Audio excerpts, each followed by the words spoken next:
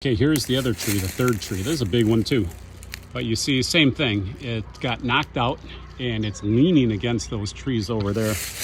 So we have to get in. You can see the root ball here is pulled up. That's the tree. It's leaning and it's up there. So again, got to get up and climb and chop from the top down.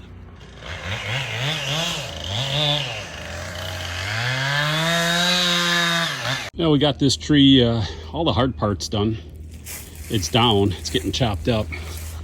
And I didn't get a chance to take a whole lot of video, but I think you can see the size of this thing. It's just a mammoth tree. Another big log over there. A lot of this has been hauled away already. But I just wanted to show you this. And this gets to be a really dangerous situation. This was further down. This is the lower part of the trunk, about, I don't know, about 8 or 9 feet up.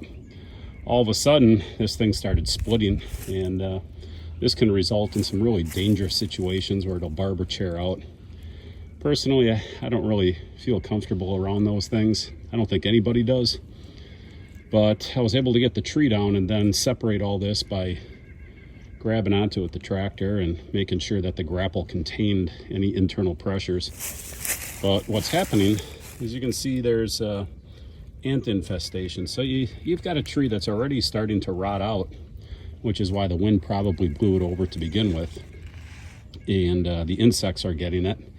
And you don't know where those insects are getting it on the inside, so it could be tricky.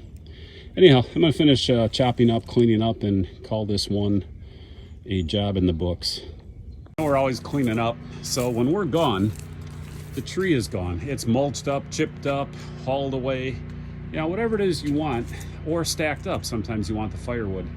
But we get that grapple in there, get the tractor working, dig up stumps, whatever it takes to make sure that when we're gone, so is your tree.